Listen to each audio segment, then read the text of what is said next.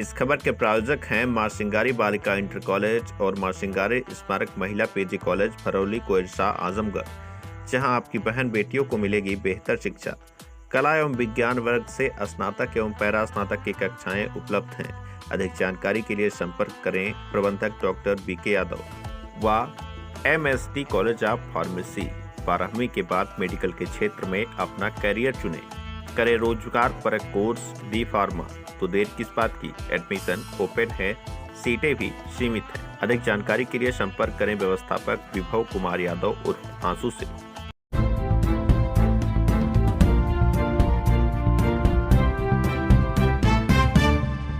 नमस्कार, आप देख रहे हैं तेज न्यूज। मैं हूं आपके साथ विनोद राजभर। आइए शुरू करते हैं खबरों का सिलसिला।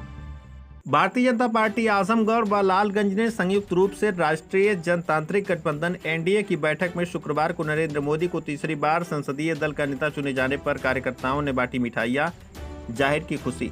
लालगंज के जिलाध्यक्ष सूरज प्रकाश श्रीवास्तव ने कहा कि राष्ट्रीय जनतांत्रिक गठबंधन की बैठक में नरेंद्र मोदी को संसदीय दल का नेता चुने जाने के बाद लगातार तीसरी बार प्रधानमंत्री बनने जा रहे हैं। नरेंद्र मोदी दूसरे ऐसे नेता हैं जो लगातार तीसरी बार प्रधानमंत्री पद की शपथ लेंगे। भारतीय जनता पार्टी का हर कार्यकर्ता दिन रात अथक परिश्रम किया। इतनी भीषण गर्मी के बाद भी कार्यकर्ता पुरुषार्थ और परिश्रम किया। लगातार तीसरी बार प्रधानमंत्री नरेंद्र मोदी के नेतृत्व में राष्ट्रीय जनतांत्रिक गठबंधन पूर्ण बहुमत हासिल किया है। मोदी के नेतृत्व में देश पुनः विकास के पथ पर अग्रसर होगा और विकसित भारत की संकल्पना की पूर्ति होगी। हम लालगंज और आजमगढ़ भले ही हार गए हैं, लेकिन बिना किसी भेदभाव के हमारी सरकार पूरी क्षमता के साथ हर जिले का विकास करेगी। इस अवसर पर जिलाध्यक्ष सदर श्री कृष्णपाल, लोकसभा प्रभारी घनश्याम सिंह पटेल, निवर्तमान जिलाध्यक्ष ऋषिकांत राय, पूर्व जिलाध्यक्ष हरेंद्र सिंह, जिला उपाध्यक्ष योगेंद्र राय, जिला मंत्री सुनील सिंह, अजय यादव, प्रमोद, जिला मीडिया प्रभारी मयंक श्रीवास्तव, मनीष सिंह, मंडल अध्यक्ष विक्रांत सिंह, ब्रजेश राय, राजू राजभर, शिवम सहित तमाम लोग मौजूद रहे। मनाया जा रहा है आपकी पार्टी कार्यालय पर, मगर जश्न का माहौल आजमगढ़ में क्यों ना रहा, किसे जिम्मेदार मानते हैं? देखिए, भारतीय जनता पार्टी पूरे देश में हमारे सहयोगी दलों के साथ सरकार बना रही है। आज हमारे नरेंद्र मोदी जी संसदीय दल के नेता चुने गए हैं, सरकार बनाने का प्रस्ताव रखेंगे। आज ये सबसे बड़ी बात यह है कि भारतीय जनता पार्टी के नेतृत्व में जो NDA है वो तीसरी बार सरकार बना रहा है देश में। और जैसा अध्यक्ष जी ने बताया, अभी जवाहरलाल नेहरू के बाद माननीय नरेंद्र मोदी जी पहले ऐसे व्यक्ति होंगे जो तीसरी बार प्रधानमंत्री लगातार बन रहे हैं, एक बड़े जनाधार के साथ बन रहे हैं। और रही बात आजमगढ़ की, लालगंज की, तो कहीं ना कहीं जो हमारे विपक्षी सब मिलकर के जो चुनाव लड़ रहे थे वो यह फैलाने में कामयाब हो गए कि संविधान खतरे में है, जबकि ऐसी कोई बात नहीं थी।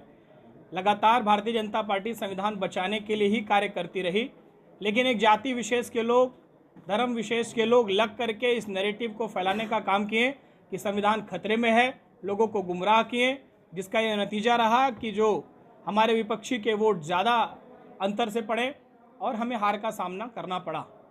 लेकिन हमारे भारतीय जनता पार्टी के कार्यकर्ता डट करके बूथों पर खड़े थे। हर बूथ पर भारतीय जनता पार्टी का प्रदर्शन रहा है, पहले की अपेक्षा प्रदर्शन सुधरा है और आगे चल करके निश्चित रूप से दोनों लोकसभा हम जीतेंगे।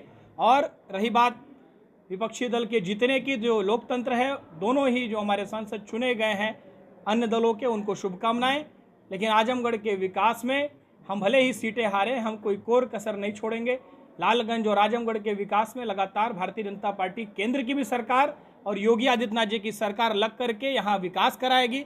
जैसा विश्वविद्यालय बनाया गया, कोई आपस में भेदभाव नहीं किया गया कि कौन वहाँ पढ़ेगा कौन नहीं पढ़ेगा। पूर्वांचल एक्सप्रेसवे बनाया गया, रेलवे का दोहरीकरण कराया गया, इलेक्ट्रिफिकेशन कराया, बहुत सारे काम किए गए। जनता के ऊपर जातिगत समीकरण हावी रहा, जिसके कारण हमें यह हार देखना पड़ा। आम जनता सबका साथ सबका विकास की बात होती है, ऐसे में कहाँ आप लोग चूक गए?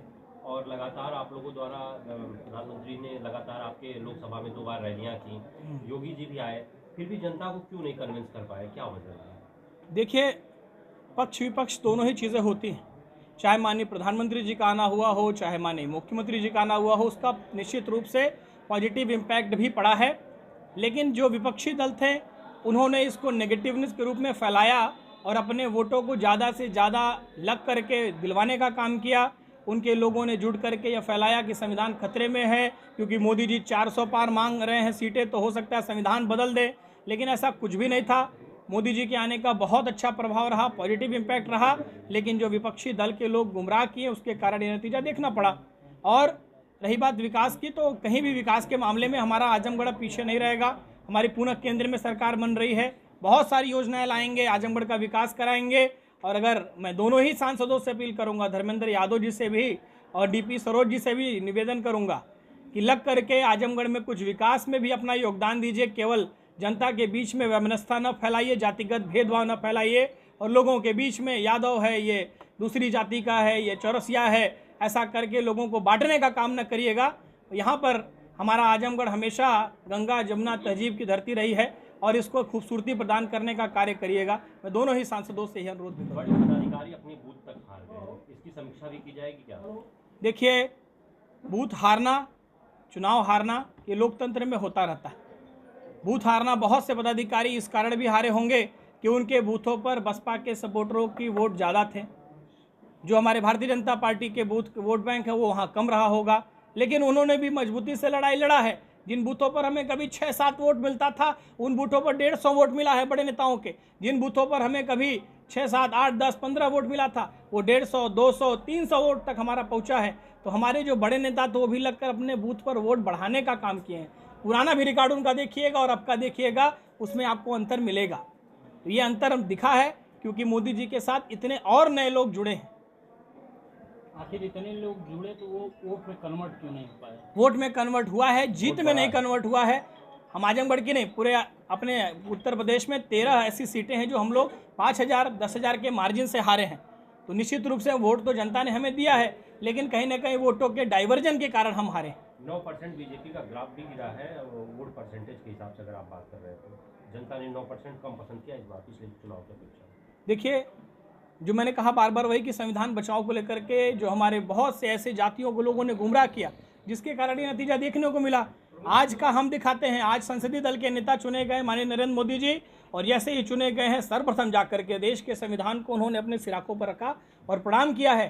तो आप इतने से मान लीजिए कि कहीं संविधान खतरे में नहीं था, लेकिन जनता ने, कार्यकर्ता जो सपा के थे, कांग्रेस के थे, इन लोगों ने गुमराह किया लोगों को, और कोई बात ऐसी नहीं रही। भारतीय जनता पार्टी अभी भी आपकी प्रदेश की सबसे बड़ी पार्टी है, देश की सबसे बड़ी पार्टी है। जो लोग अपने जीत का जो है जश्न मना रहे हैं विपक्षी के लोग, वो तीसरे आंकड़े तक नहीं पहुंचे हैं। उनकी कांग्रेस पार्टी 100 का आंकड़ा नहीं पा पाई है। हमने तो 240 सीटें जीती हैं। हमारे लिए जश्न नहीं होगा तो किसके लिए जश्न होगा?